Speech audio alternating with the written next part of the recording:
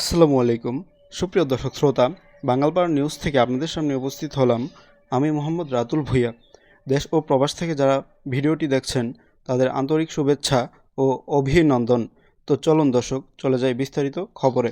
ফিলিস্তিনের উপর ইসরায়েলি জঙ্গি বাহিনীর সন্ত্রাসবাদিতার বিরুদ্ধে আজ বাঙালপাড়ায় একটি মানববন্ধন ও প্রতিবাদী মিছিলের আয়োজন করা হয়। উক্ত কর্মসূচিতে দলমত নির্বিশেষে সকল মুসলিম ভাইরা একত্রিত হন।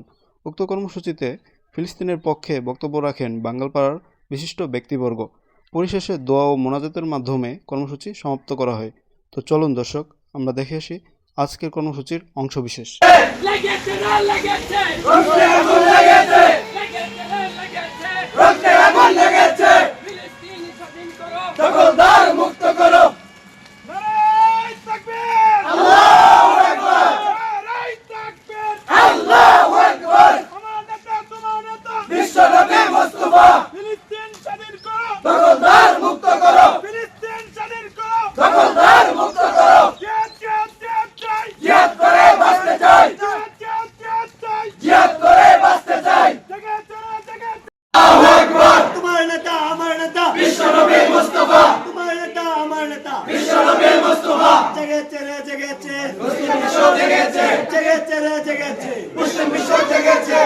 বাংলাদেশ থেকে সরকারিভাবে চাই এর প্রতিবাদ জানানো হোক এবং ইহুদি এবং নাসারা খ্রিস্টানদের আমেরিকার পশ্চিমা বিশ্বের এদের সকল ধরনের পণ্য আমরা চাই আমাদের সরকারিভাবে সরকার আমাদের এই পণ্যগুলো বাংলাদেশে বয়কট করুক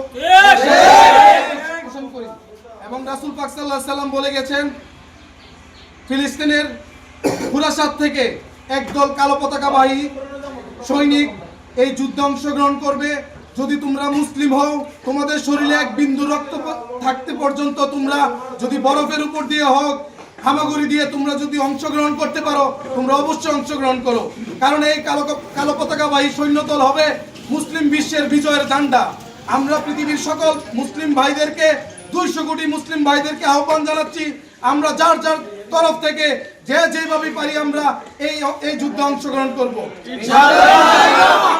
থেকে এই প্রথমবার আজকে একটি আমাদের ছোট ভাইদের তত্ত্বাবধানে যে মিছিল হয়েছে, ইনশাআল্লাহ পরবর্তীতে বিশাল সংস্করণ আমরা দেখতে পারবো।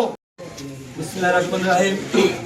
আমি বাংলাদেশ সহ সারা বিশ্বের ভাইদেরকে একটা কথা বলবো, আপনারা ফিলিস্তিনের উপর ইসরায়েলিদের গোবর হামলা সবাই সবার অবস্থান থেকে প্রতিবাদ করুন, প্রতিরোধ করুন এবং আমি সারা বিশ্বের মুসলিম ভাইদেরকে উদ্দেশ্য করে বলবো আপনারা ইসরায়েলি পণ্য বর্জন করুন, বর্জন করেছে আপনারাও করুন।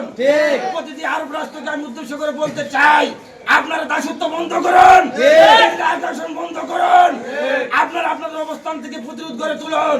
200 মুসলিম জনগণ যদি আমরা চাই ইসরায়েলকে আমরা প্রতিহত করতে পারবো ইনশাআল্লাহ। আমরা মুসলিম বীরের জাতি, আমাদের দ্বারা সবকিছু সম্ভব। আমি বাংলাদেশের প্রধান উপদেষ্টা ডক্টর মোহাম্মদ ইউনূস স্যারকে বলবো আপনিও আপনার সরকারিভাবে আপনি প্রতিরোধ করুন। আপনার মুখ বন্ধ কেন আপনার মুখ? আপনি এই দেশের রাজত্ব বন্ধ করুন। আজকে আমরা ফিলিস্তিনের গণহত্যাকে নিয়ে আমরা বাঙালপাড়াতে প্রতিবাদী মিছিল করেছি। আসলে গণহত্যা সারা পৃথিবীর মানুষ দেখতেছেন যে ওইখানে শিশু, নারী সহ রোগী, তারপর বিভিন্ন হসপিটাল, মসজিদগুলিতে ওরা বর্বরচিত যে হামলা চালিয়েছে, সেই হামলার বিরুদ্ধে প্রতিবাদ করে আমরা বাঙালপাড়াবাসী বিশ্ববাসীর সাথে একত্রিত হয়ে আমরা আমাদের মনোভাব পোষণ করেছি। অনেকেই হয়তো বলতে পারে যে বাঙালপাড়ার মতো জায়গাতে ইসরায়েলের বিরুদ্ধে মিছিল হলে আর কি হবে। আসলে জনরোষ এমন একটা বিষয় যে একটা নির্দিষ্ট সময় পরে মানুষের গুলি বারুদ এগুলি কাজ করে না। জনরোষের রোষানলে পরে যত ক্ষমতাধর, শক্তিধর বা অপশক্তি যা কিছু আছে আমরা পৃথিবীতে দেখতে পেয়েছি যে এই পরিবর্তনগুলি, ওদের এই অস্ত্রের বিরুদ্ধে পরিবর্তন একমাত্র গণসংযোগ এবং জনগণের মাধ্যমে হয়েছে। আমরা এই মনোভাব থেকেই আজকের এই প্রতিবাদী মিছিল করেছি। আশা করি সারা পৃথিবীর মানুষ এবং আমরা মিলে একদিন এই ফিলিস্তিনকে ইসরায়েলের আগ্রাসন থেকে মুক্তি করে ইসরায়েলের মানুষের স্বাধীনতা ফিরিয়ে দিতে পারবো।